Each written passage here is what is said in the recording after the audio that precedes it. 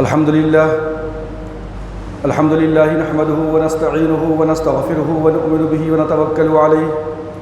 ونعوذ بالله من شرور أنفسنا ومن سيئات أعمالنا من يهده الله فلا مضل له ومن يضلله فلا هادي له ونشهد أن لا إله إلا الله وحده لا شريك له ونشهد أن سيدنا وشفيعنا وحبيبنا ومولانا محمدا عبده ورسوله أما بعد فقد قال الله تبارك وتعالى في القرآن المجيد والفرقان الحميد أعوذ بالله من الشيطان الرجيم بسم الله الرحمن الرحيم وما كان لمؤمن ولا مؤمنة إذا قضى الله ورسوله أمرا أن يكون لهم الخيرة من أمرهم ومن يعص الله ورسوله فقد ضل ضلالا مبينا وقال النبي صلى الله عليه وسلم لا يؤمن أحدكم حتى يكون هواه تبعا لما جئت به رواه البيهقي أو كما قال عليه الصلاة والسلام بارك الله لنا ولكم في القرآن العظيم ونفعنا وإياكم بالآيات والذكر الحكيم إنه تعالى جواد كريم ملك بر رؤوف رحيم بزرگان محترم سامعین کرام، آج ہمارے ملک کے اندر یونیفارم سول کوڈ کو نافذ کرنے کی تیاری چل رہی ہے۔ علماء کرام کی مختلف تنظیمیں اور مسلم پرسنل لا بورڈ کی طرف سے یہ ریکویسٹ اور درخواست کی گئی ہے تمام کے تمام مساجد کے خطبہ کو، خطیبوں کو، کہ وہ اس جمعہ کے اندر اس سے قبل بھی یہ ریکویسٹ، لیکن قربانی کا سلسلہ چل رہا تھا، اس لیے میں نے اس کو ملتوی کر دیا تھا کہ یونیفارم سول کوڈ کے متعلق مسلمانوں کو اویئرنیس دلائیں اور ان کو بتائیں کہ ان کے نقصانات کیا کیا ہو سکتے ہیں مستقبل کے اندر، فیوچر کے اندر۔ تو آج انشاءاللہ میری مختصر جو گفتگو ہوگی وہ اسی جو ہے عنوان سے ہوگی کہ یونیفارم سول کوڈ کیا اس کا نفاذ مسلمانوں کے حق کے اندر اور پورے کے پورے جو ہے ہندوستان کی قوم جو ہے، مختلف مذاہب، مختلف عقائد کے ماننے والے، کیا ان کے لیے یہ قانون بہتر ہو سکتا ہے یا نہیں ہو سکتا ہے۔ اس طریقے سے یونیفارم سول کوڈ کے اندر آنے والے جتنے بھی معاملات ہوں گے، کیا وہ معاملات ڈائریکٹلی ہمارے قرآن اور حدیث سے ٹکراتے ہیں، پھر کیا صورت ہو سکتی ہے اور ہم لوگ اس کو کس طریقے سے اپوز کریں گے۔ سب سے پہلی بات کہ اگر دنیا کے جتنے بھی مذاہب ہیں ان تمام کے تمام مذاہب کا اگر ہم مطالعہ کریں تو یہ بات آپ کو روز روشن کی طرح صاف نظر آئے گی کہ مسلمانوں کا اپنے مذہب کے تئیں جتنا اٹیچمنٹ ہے، جتنا لگاؤ ہے، جتنی جانثاری ہے، وہ کسی بھی دنیا کے اندر مذہب کے جو لوگ ماننے والے ہیں اسلام سے ہٹ کر کے، ان کے اندر وہ جوش، وہ ولولہ اور وہ تپش مذہب کے متعلق نہیں پائی جائے۔ ایک بات یہ کہی جاتی ہے، جو لوگ یونیفارم سول کوڈ کی فیور کی بات کرتے ہیں ان کا ایک یہ کہنا ہے کہ پورے کے پورے یورپ کے اندر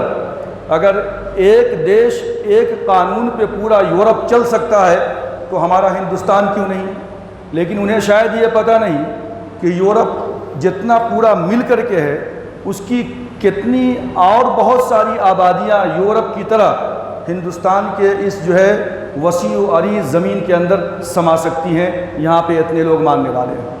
ان کو شاید یہ بھی پتہ نہیں کہ پوری دنیا کے اندر زبان کا، تہذیب کا، کلچر کا اور جتنے الگ الگ ڈیفرنٹ مذہب کے ماننے والے لوگ ہندوستان میں رہتے ہیں، دنیا کے کسی خطے کے اندر، کسی گوشے کے اندر جو ہے اس طرح مختلف عقائد، مختلف مذاہب، مختلف کاسٹ، مختلف کریڈ کے ماننے والے لوگ نہیں رہتے ہیں۔ یہ خصوصیت صرف اور صرف سرزمین ہندوستان کو حاصل ہے۔ لہٰذا یورپ کے اندر ایک دیش ایک قانون پہ تو پورا یورپ چل سکتا ہے، لیکن ہندوستان کی سرزمین اس کے لیے بالکل یہ تیار نہیں ہوگی کہ ایک دیش اور ایک قانون مختلف مذاہب، مختلف کاسٹ اور کریڈ کے ماننے والوں کے درمیان جو ہے ایک ہی قانون کو نافذ کر دیا جائے، یہ بالکل ممکن ہو ہی نہیں سکتا۔ دوسری بات یہ کہ میں نے اس سے قبل 2-3 سیریز کے اندر الومناٹی کے اوپر گفتگو کیا تھا، اور اس الومناٹی کے انڈر میں نے آپ کے سامنے مذہب اور عوام کا، چرچ اور پبلک کا جو آپس میں ٹکراؤ تھا، جو کشمکش تھا، اور تمام کی تمام عوام کے دلوں کے اندر فادر کے خلاف یا چرچ کے خلاف یا چرچ کے قانون کے خلاف یورپ کے اندر جو ہوا پھیلی تھی ایک زہریلی، جس کی بنیاد پہ خود کرسچینٹی جو ہے 2 حصوں میں تقسیم ہو کر کے رہ گیا۔ پوری تفصیل کے ساتھ میں نے آپ کے سامنے بات رکھی تھی الومناٹی کے اوپر جب میں نے گفتگو کیا تھا، تو وہاں کیا تھا کہ چونکہ تمام کے تمام عوام کا ایکسپلائٹیشن اور استحصال ہو رہا تھا مذہب کے نام پر۔ اگر اللہ سے کوئی مانگنا چاہتا ہے تو ڈائریکٹ نہیں مانگ سکتا، اس کو پوپ کا، پادری کا سہارا لینا پڑتا تھا، دعا وہی کر سکتا ہے، اس کے لیے آپ کو پیمنٹ کرنا ہوگا۔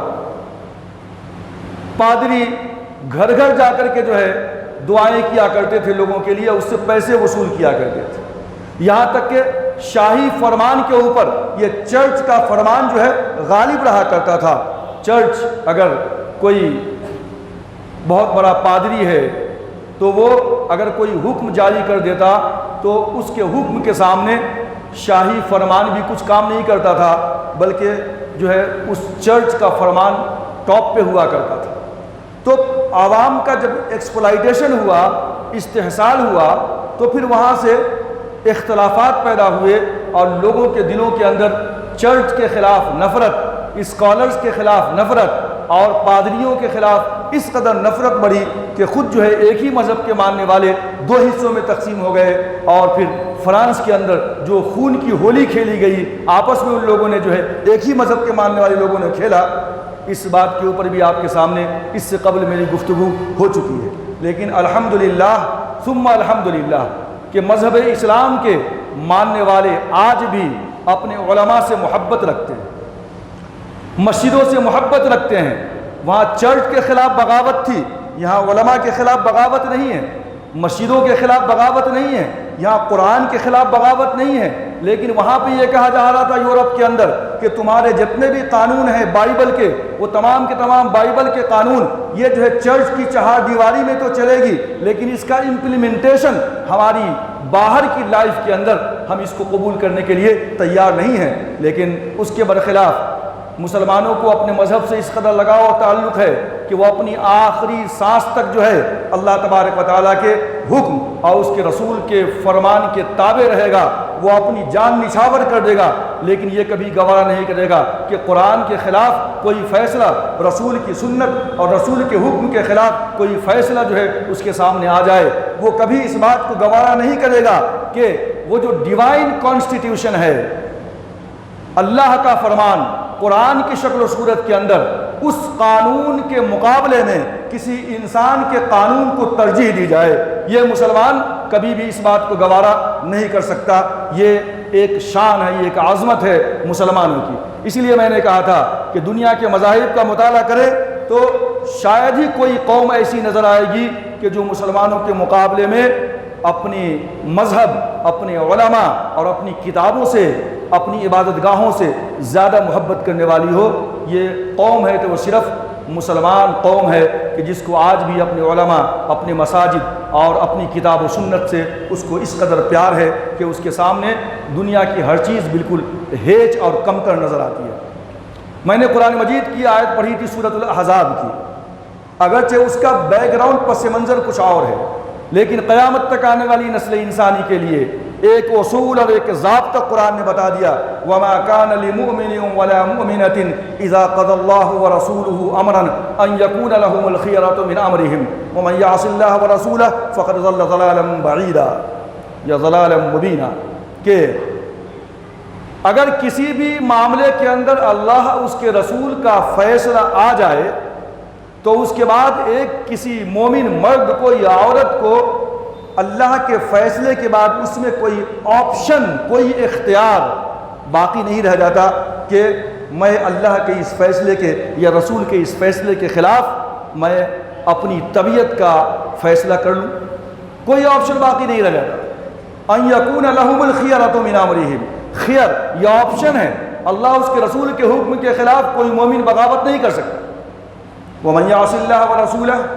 اور جو شخص بغاوت کرے اللہ کے قانون سے، اللہ کے کانسٹیٹیوشن سے، اور اللہ کے قانون کے سامنے کسی انسان کے بنائے ہوئے قانون کو وہ جو ہے اعلیٰ اور عرفہ سمجھے، تو اللہ فرماتے ہیں فقد ضل ضلالا مبینا،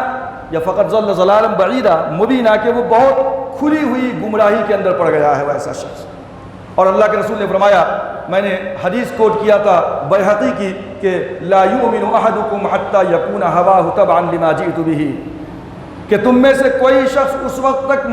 کامل مومن نہیں بن سکتا جب تک کہ وہ اپنی زندگی کے اندر تمام کی تمام خواہشات کو اللہ کے رسول کے حکم کے تابع نہ کرے. ہماری ہر خواہشات اللہ کے رسول کے حکم کے تابع ہے. اللہ کے رسول نے جن کاموں کے اندر کرنے کا حکم دیا ہے ہمیں اسے کرنا ہے، اللہ کے رسول نے جن کاموں سے ہمیں روکا ہے اسے ہمیں رکنا ہے. تو مومن اپنی زندگی کے اندر آزاد کبھی نہیں ہے، وہ پابند ہے قرآن کا اور حدیث کا. اقبال نے کہا تھا صنوبر باغ میں آزاد بھی ہے پا بگل بھی ہے. صنوبر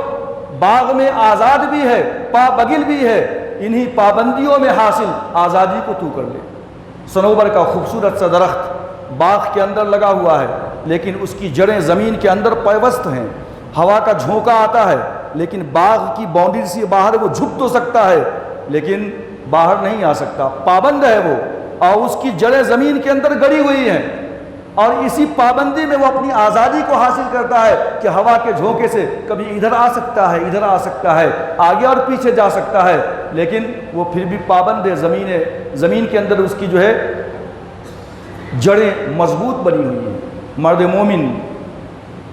بھی اسی طرح پابند ہے اللہ اس کے رسول کے احکام کے سامنے،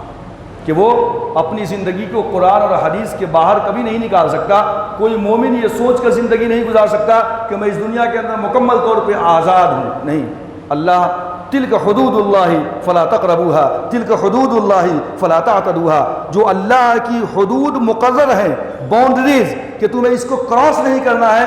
تو ایک مرد مومن اس کو کراس نہیں کر سکتے. یہ پابند ہے، جتنی پابندیاں ہیں اسی میں وہ آزاد ہے. زندگی کے ہر ایک میدان میں وہ آزاد نہیں ہے، اللہ کے حکم کے تابع ہے، رسول کے فرمان کے وہ تابع ہے. تو یہ قرآن کی اور یہ حدیث کی جو باتیں تھیں وہ ہمیں اس بات کی طرف اشارہ کرتی ہیں کہ اللہ کے بنائے ہوئے قانون کے سامنے انسان کے بنائے ہوئے قانون کو ہم کبھی اعلیٰ درجے کی حیثیت ہم نہیں دے سکتے. لیکن دنیا کی تاریخ یہ بھی بتاتی ہے کہ یہ دنیا ہمیشہ رزم حق و باطل رہی ہے. جب کبھی حق کی آواز اٹھتی ہے اور خیر آگے بڑھنا چاہتا ہے تو خیر کے مقابلے میں شر جو ہے اس کا راستہ روکنے کی کوشش کرتا ہے. جب کبھی اچھائی پنپنے لگتی ہے تو برائی اس کے سامنے سد راہ بن جایا کرتی ہے کہ ہم تو میں آگے نہیں چلنے دیں گے. آج بھی ملک کی حالت کچھ اسی کیفیت سے دوچار ہے. ایک طرف حق ہے اور ایک طرف باطل ہے،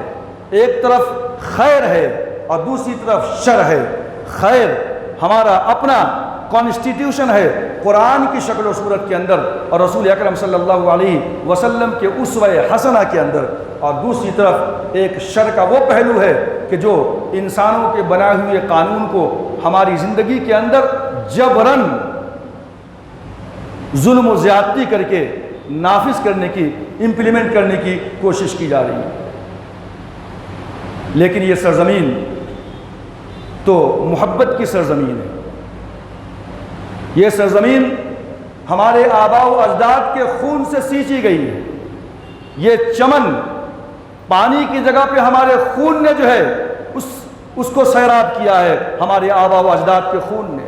اس لیے اقبال نے کہا تھا کہ چشتی نے جس چمن میں پیغام حق سنایا، چشتی نے جس چمن میں پیغام حق سنایا، اور نانک نے جس زمین میں وحدت کا گیت گایا، اور وحدت کی لے سنی تھی دنیا نے جس مکان سے، وحدت کی لے سنی تھی دنیا نے جس مکان سے، میرے عرب کو آئی ٹھنڈی ہوا جہاں سے، میرا وطن وہی ہے، میرا وطن وہی ہے۔ یہ وطن ہم شان کے ساتھ، آن اور بان کے ساتھ کہہ سکتے ہیں کہ اس کی تعمیر میں ہم تم سے زیادہ حقدار ہیں، ہم تم سے زیادہ شریک ہیں۔ شاعر کہتا ہے کہ تعمیر وطن میں ہم بھی ہیں برابر کے شریک۔ گھبرانے کی ضرورت نہیں ہے، دل شکستہ اور برداشتہ ہونے کی ضرورت نہیں ہے۔ اس ملک کے اوپر جتنا ہمارا ادھیکار ہے اتنا ان کا بھی ہے، جتنا ان کا ہے ان سے کہیں زیادہ ہمارا ہے، لہٰذا ہم سر اٹھا کے جینے کی کوشش کریں گے، گھبرانے کی کوئی ضرورت نہیں ہے۔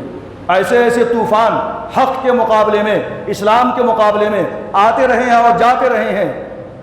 اس سے کچھ ہونے والا نہیں ہے، ڈرنے کی گھبرانے کی ضرورت نہیں ہے۔ تو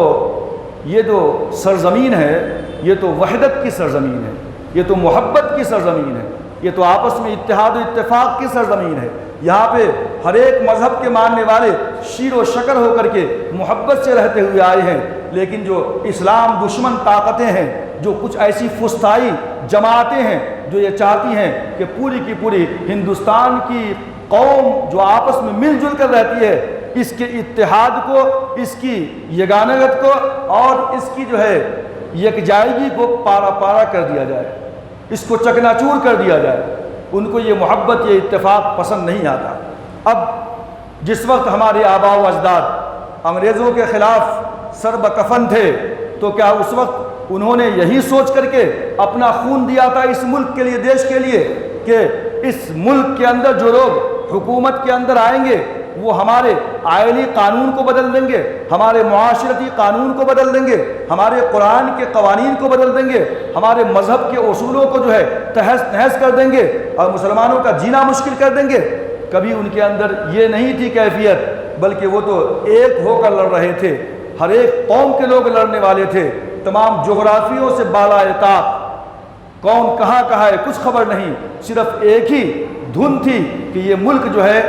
غلامی سے آزاد ہو جائے، اور اسی کی بنیاد پہ وہ سوچ رہے تھے کہ کل ایسا دن بھی آئے گا کہ ہم ایک عزت کی شان کی زندگی اپنے مذہب، اپنے کاسٹ اور اپنے کریڈ اور اپنے عقیدے کے مطابق اس ملک کی سرزمین کے اندر ہم گزار سکیں گے۔ لیکن آج حالات کچھ ایسے ہیں کہ ہمارے آئلی قانون کے اوپر، ہمارے معاشرتی قانون کے اوپر، ہمارے مذہب کے عقائد اور اس کے جتنے بھی جو ہے کریڈ ہیں ان تمام کے اوپر حملہ کرنے کی کوشش کی جا رہی ہے۔ یونیفارم سول کوڈ، ایک دیش ایک قانون، ابھی کوئی مسودہ تیار نہیں ہوا، ہزاروں مسائل درپیش ہیں، بل پاس ہو بھی گیا تو اس کو امپلیمنٹ کرنا اتنا آسان نہیں ہوگا۔ 1955 کے اندر یا 1956 کے اندر ہندوؤں کے لیے ایک بل پاس ہوا تھا میرج ایکٹ کا، لیکن کیا ہوا؟ 1956-55 سے پہلے ایک ہندو کئی شادیاں کر سکتا تھا، کسی کی 100 بیویاں تھیں، اور بھگوانوں کے اندر تو 200 بیویاں تھیں اور بہت ساری تعداد ملتی ہے۔ لیکن جب یہ قانون پاس ہوا تو پیپر کے اوپر تو ایک ہی رہ گئی، لیکن کیپس کتنے رہے؟ آپ اگر تاریخ کا مطالعہ کرتے ہیں، جانتے ہیں، اخبار و رسائل کے تک آپ کی دسترس ہے، رسائی ہے، تو دیکھتے ہیں کہ جو حکومت کے اعلیٰ عہدوں کے اوپر فائز ہیں ان کا بھی ڈی این اے ٹیسٹ کیا گیا، کیونکہ ان کے تعلقات کہیں اور تھے۔ بیوی ایک ہی تھی لیکن پردے کے پیچھے تعلقات غلط تھے، کئی ڈی این اے ٹیسٹ ہوا، ثابت ہوا کہ جو ہے وہاں چوری ہوئی ہے، بدکاری ہوئی ہے، بدفعلی ہوئی ہے۔ تو قانون بن جانے سے ضروری نہیں ہے کہ پورے کے پورے معاشرے کے اندر اسی قانون کے اوپر لوگ چلتے رہیں، اتنا آسان نہیں ہے۔ اب جب ہندوستان کا کانسٹیٹیوشن بنا، ہندوستان کا دستور بنا، تو اس کے اندر کچھ ایسے شقیں رکھی گئیں، کچھ ایسے آرٹیکلز بنائے گئے کہ جس آرٹیکل کے ذریعے سے ملک کے تمام شہریوں کو اپنے اپنے مذہب اپنے عقیدے کے مطابق زندگی گزارنے کی آزادی دی گئی۔ مثال کے طور پہ دستور ہند کا آرٹیکل 25 یہ بتاتا ہے کہ تمام کے تمام شہری اپنے مذہبی عقائد کے اوپر، اس کی پریچنگ کے اوپر، اس کی تعلیم و تبلیغ کے اوپر آزاد ہیں۔ میں ایک مذہب کا ماننے والا ہوں، کوئی دوسرا مذہب کا ماننے والا ہے، ایک اور تیسرا مذہب کا ماننے والا ہے، تو یہ تمام کے تمام مذاہب کے ماننے والے اپنے اپنے مذہب کے عقیدے، قاعدہ، قانون، اصول کے مطابق وہ زندگی گزار سکتے ہیں۔ یہ دستور ہند کا آرٹیکل 25 کہتا ہے۔ اس کے بعد اس کو مزید تقویت ملتی ہے کہ جب مہاتما گاندھی نے 1931 کے اندر لندن کے اندر راؤنڈ ٹیبل کانفرنس، یا یوں کہیے کہ گول میز کانفرنس جب لندن میں ہوئی تھی، تو انہوں نے بڑی وضاحت اور صراحت کے ساتھ مہاتما گاندھی نے کہا تھا کہ کسی بھی قانون کے ذریعے سے مسلم پرسنل لا کو چھیڑ چھاڑ نہیں کیا جائے۔ 1938 کے اندر ہری پور میں کانگریس نے اعلان کیا تھا کہ اکثریت کی طرف سے، ہندوستان میں ہم مائنورٹی میں ہیں اور غیر قومیں جو ہے وہ ظاہر سی بات ہے کہ اکثریتی طبقہ ہے وہ، تو اکثریت کی جانب سے مسلمانوں کے مسلم پرسنل لا کے اندر کوئی بھی تبدیلی نہیں کی جائے۔ یہ کانگریس کا اعلان تھا۔ مولانا ابوالکلام آزاد، سپہ سالار آزادی، انہوں نے ایک مرتبہ اپنے ایک بیان میں کہا تھا کہ ہندوستان کے اندر نہ تو کانگریس ہی اس مقصد سے یا پھر کوئی بھی مسلمان اس مقصد سے یہاں پہ زندگی نہیں گزار سکتا کہ اس کے مسلم پرسنل لا کے اندر کوئی چھیڑ چھاڑ کی جائے، یا پھر مسلمان اس بات کو ہرگز قیامت کی صبح تک برداشت نہیں کر سکتا کہ وہ ہندوستانی قومیت کے اندر جذب ہو کر وہ صرف اور صرف ایک ہندوستانی بن کے رہ جائے، وہ ہندوستانی قوم بن کے رہ جائے۔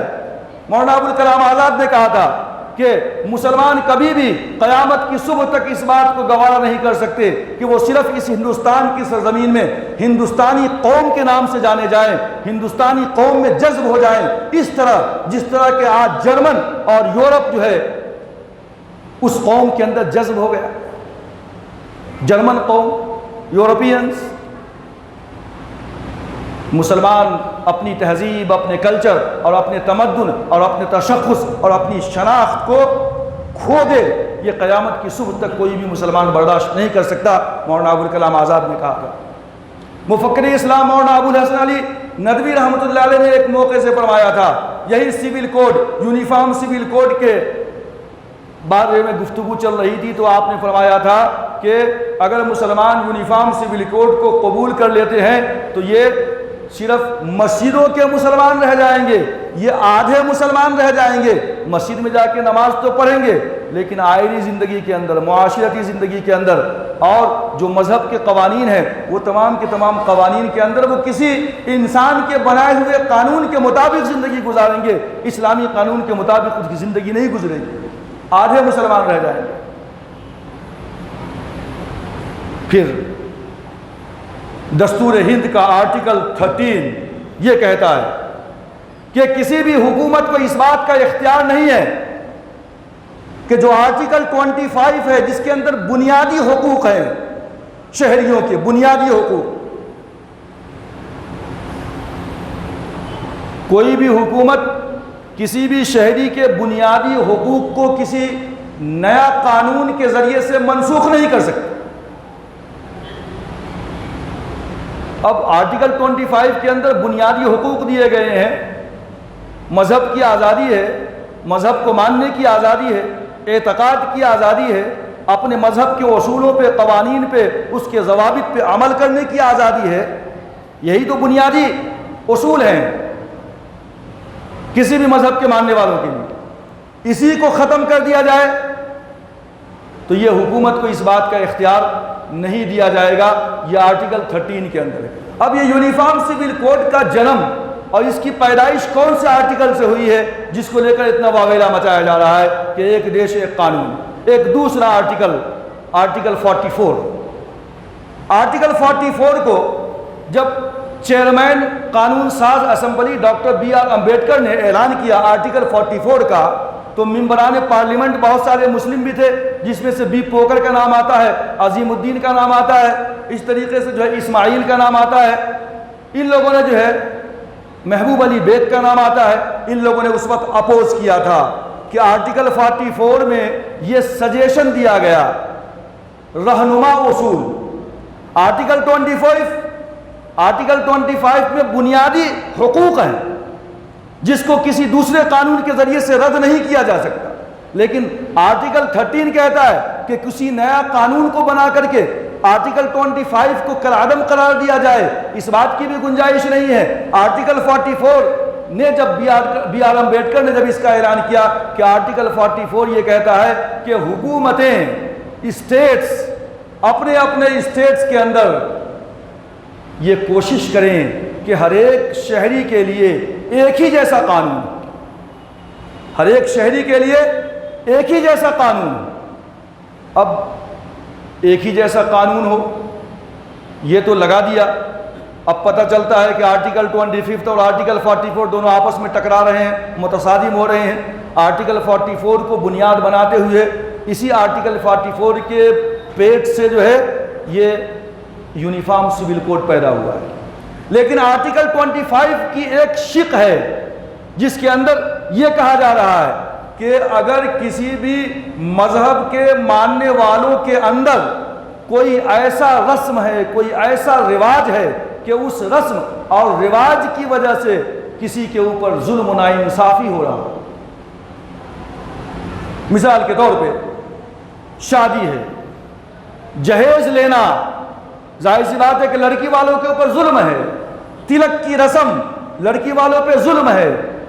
انسانی مساوات کو چھوڑ کر لوگوں کو آپس میں تقسیم کر دینا، تو پاؤں سے پیدا ہوا، انہیں برہمن سر سے پیدا ہوا، کوئی یا شولڈر سے پیدا ہوا، یہ انسانیت کی جو تقسیم ہے یہ چھوت چھات، یہ اچھوت ہے، یہاں نہیں آ سکتا، عبادت گاہ میں نہیں آ سکتا، یہ جو اچھوتوں کا مسئلہ ہے، لہذا یہ بھی ایک ظلم ہے، تلک ایک ظلم ہے، جہیز ایک ظلم ہے۔ آرٹیکل 25 کے اندر مذہبی قوانین، مذہبی عقائد کو چھیڑ چھاڑ کوئی حکومت نہیں کر سکتی، لیکن آرٹیکل 25 کے اندر یہ بھی کہا جا رہا ہے کہ کسی بھی مذہب کے اندر اگر مذہب کے اصول سے ہٹ کر کے ایک رسم ایسی داخل ہو گئی ہے جو مذہب کا پارٹ نہیں ہے، مذہب کا حصہ نہیں ہے، ایسے رسم و رواج اس مذہب کے اندر آ گئے ہیں، لوگوں نے بنا لیے ہیں، جس کی بنیاد پہ ناانصافی ہو رہی ہے، ظلم ہو رہا ہے، اور جو ہے لوگوں کی صحت خراب ہو رہی ہے، تو اس طرح کے رسم و رواج جو اصل میں مذہب کا حصہ نہ ہو، اپنی طرف سے اڈاپٹ کر لیے گئے ہوں، تو حکومت کو اختیار حاصل ہے آرٹیکل 44 کی بنیاد پہ کہ وہ جو ہے ایسے تمام کے تمام رسم و رواج کے خلاف ایک قانون بنائے اور انصاف کرے۔ آرٹیکل 25 اپنی جگہ پہ برقرار ہے،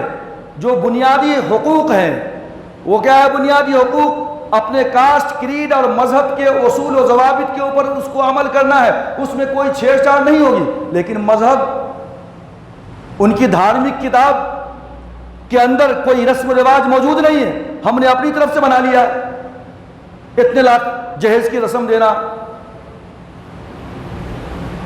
تو یہ ظاہر سی بات ہے کہ ناانصافی ہے، یہ ظلم ہے۔ اب حکومت اس کے خلاف قانون بنا سکتی ہے، لیکن مذہب کے قانون کو بدل دے، کتاب کے اصول کو بدل دے، یہ جو ہے کسی حکومت کو اختیار اس بات کا نہیں ہے۔ تو آج لوگوں کو لوگ بیوقوف بناتے ہیں بات کرتے کرتے کہ آرٹیکل 44 کہتا ہے کہ قانون بناؤ، ایک دیش ایک قانون۔ ایک دیش ایک قانون کا مسئلہ نہیں ہے، یہ تو سجیشن ہے کہ حکومتوں کو چاہیے کہ کوشش کرے یکساں سول کوڈ نافذ کرنے کی، کن چیزوں کے اندر؟ جو مذہبی عقائد سے ہٹ کر کے رسم و رواج داخل ہو گئے ہیں، ان کے اندر حکومت کو اختیار ہے کہ وہ جو ہے انٹرفیئر کرے۔ اور آپ کو معلوم ہے کہ جب مسلمانوں کی حکومت تھی 1206 سے لے کر کے 1526 تک، اور اس کے 1526 کے بعد انگریزوں کے آنے تک ہندوستان کا ماحول کیا تھا؟ کون سے کانسٹیٹیوشن کے اوپر یہ چل رہے تھے؟ ہم دیکھتے ہیں کہ تقریباً 500 سال تک مسلمانوں نے اپنی حکومت میں تمام کے تمام ہندوؤں کو اور تمام کے تمام مذاہب کے ماننے والوں کو مذہبی آزادی دے رکھی تھی۔ جو کرمنل لا ہوا کرتا تھا، کرمنل پروسیجر کے اندر وہاں کا جو شاہی فرمان ہوتا تھا، حکومت اپنے مطابق فیصلہ کرتی تھی، لیکن جو دیہات تھے، گاؤں تھے، جو پنچایت تھی، وہ ان کے اوپر چھوڑ دیا گیا تھا کہ تمہارا مذہب کیا کہتا ہے، تمہاری مذہب کی کتاب کیا کہتی ہے، اس کتاب کے مطابق تم لوگ آپس میں فیصلہ کر لو۔ مذہبی معاملات کے اندر حکومت انٹرفیئر کبھی نہیں کرتی تھی۔ یہ 500 سالہ مسلمانوں کے دور کے اندر، میں نے کہا کہ جو ہے پھر 1206 کے بعد 1526 تک ہندوستان کے حالات ایسے ہی تھے کہ کوئی بھی حکومت جو ہے سول میٹر کے اندر یا مذہبی معاملے کے اندر،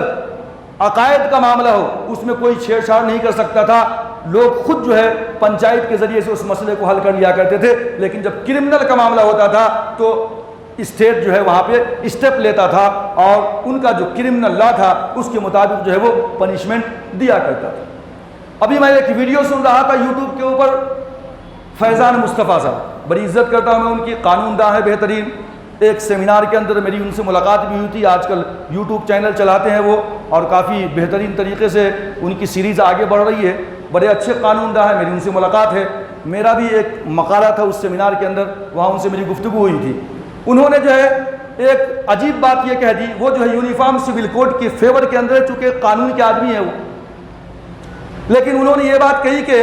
جب اورنگزیب کو ہم پڑھتے ہیں تو اورنگزیب نے 40 ایکسپرٹ کو بلایا تھا کہ اسلامک لا کا جو ہے تیار کیا جائے۔ پھر 40 بڑے بڑے ماہرین علماء کو بلا کر کے جو ہے اسلامک لا کو تیار کیا گیا، اور اسی قانون کا نام ہے اپنے پاس فتاوی عالمگیری۔ فتاوی عالمگیری بڑی موٹی کتاب ہے، اورنگزیب نے اس کو جو ہے پوری کی پوری جو ہے کمپائل کروائی تھی، اور بڑے ایکسپرٹ لوگ موجود تھے اس کے اندر۔ اب قرآن کی آیت ہے وَالسَّارِقُ وَالسَّارِقَةُ فَاقْطَعُوا أَيْدِيَهُمَا جَزَاءً بِمَا كَسَبَا نَكَالًا مِنَ اللَّهِ۔ چوری کرنے والا مرد اور چوری کرنے والی عورتیں دونوں کے ہاتھ کاٹے جائیں گے قرآن کی روح سے۔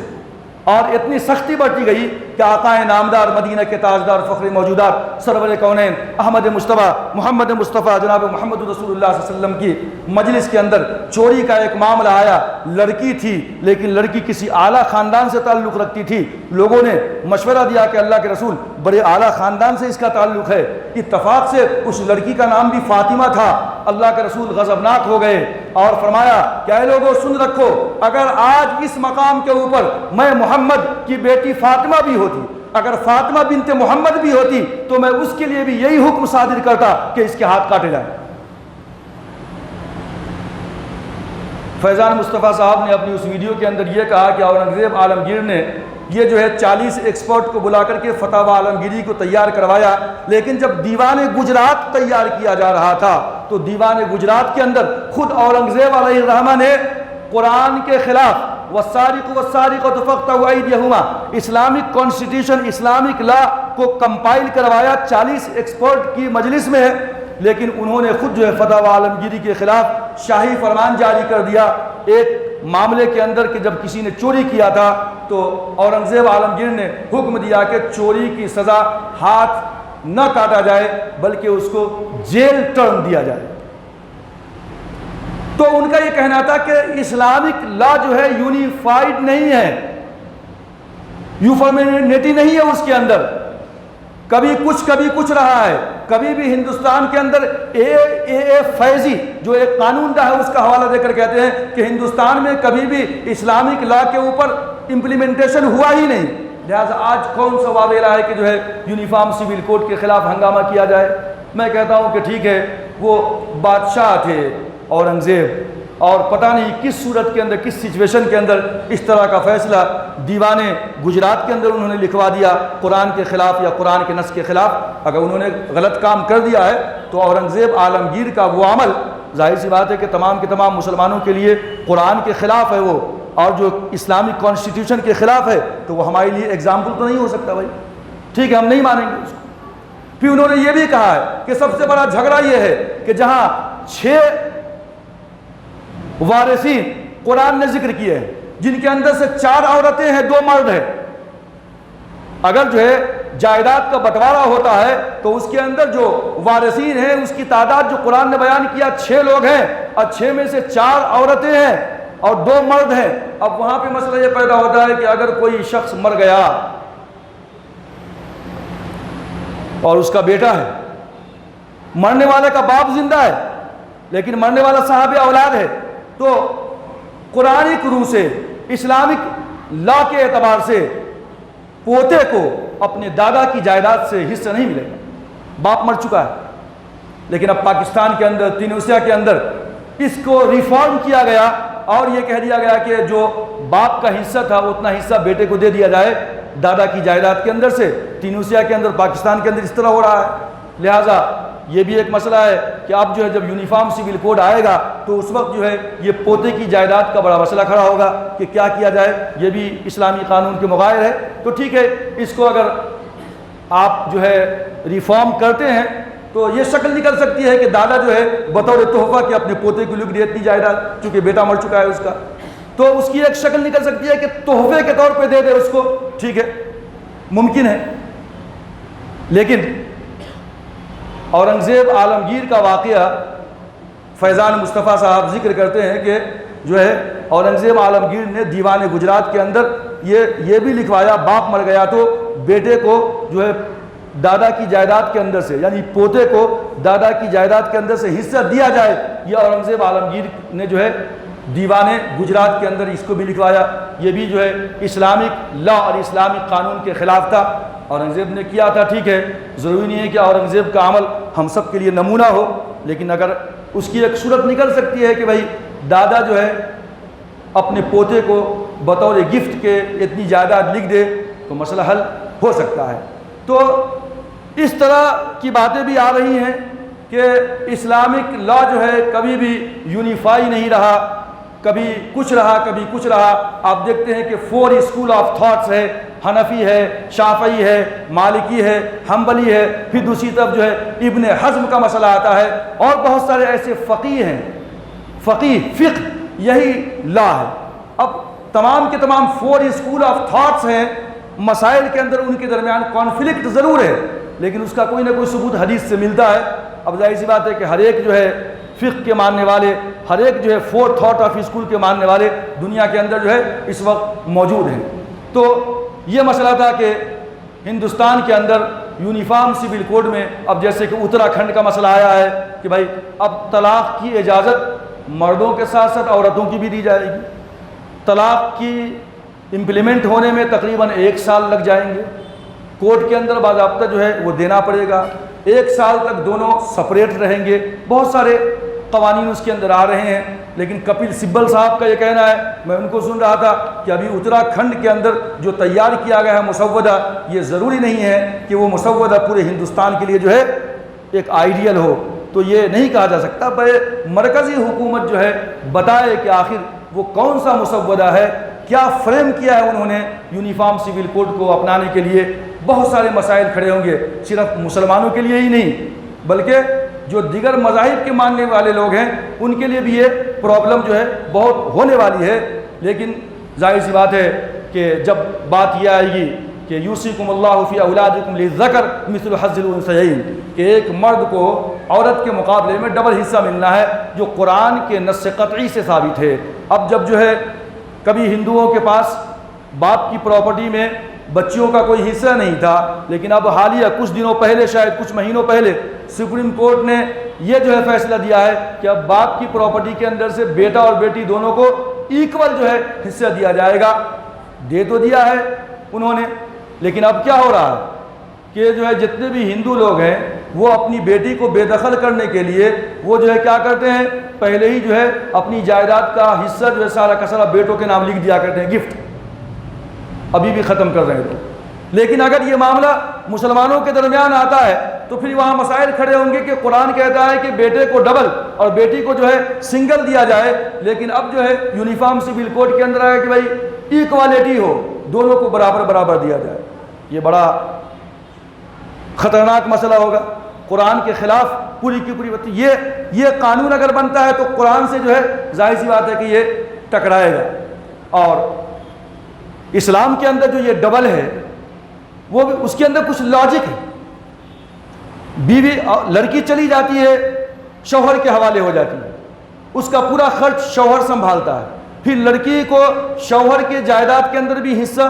رکھا گیا ہے اسلامی کے اعتبار سے، اسلامی قانون کے اعتبار سے۔ جو لڑکا ہے وہ باپ کے پاس ہے، ماں کے پاس ہے اپنے گھر کے اندر، لڑکے کی بھی شادی ہوتی ہے، اس کی بیوی اور بچے بھی ہیں، بیوی کی پرورش ہے، بچوں کی پرورش ہے، اور یہاں تک کہ بوڑھے ماں باپ کی پرورش بھی بچوں کے شولڈر پہ ہے۔ لہٰذا یہ تو بالکل لاجیکل ہے کہ اس کو جو ہے ڈبل حصہ ملنا چاہیے اور عورت کو جو ہے اس کا آدھا حصہ ملنا چاہیے۔ تو یہ یونیفارم سول کوڈ ظاہر سی بات ہے کہ جب آئے گا، امپلیمنٹ ہوگا، حکومت جال اور تانا بانا اس کا بن رہی ہے کہ کسی طریقے سے اس کو جو ہے نافذ کیا جائے، اور ہو سکتا ہے کہ شاید یہ آنے والے الیکشن کا ایک جو ہے پارٹ بھی ہو کہ جس کی بنیاد پہ پھر سے تمام کے تمام جو ہے مذاہب کے ماننے والوں کو توڑ مروڑ کیا جائے، آپس میں اتحاد و اتفاق کو منتشر کیا جائے، ختم کیا جائے، اور ایک نعرہ لگا کر کے کہ ہم تو جو ہے بھائی ہندوؤں کے بہت بڑے فیور کرنے والے ہیں، لہٰذا اس بنیاد پہ ووٹ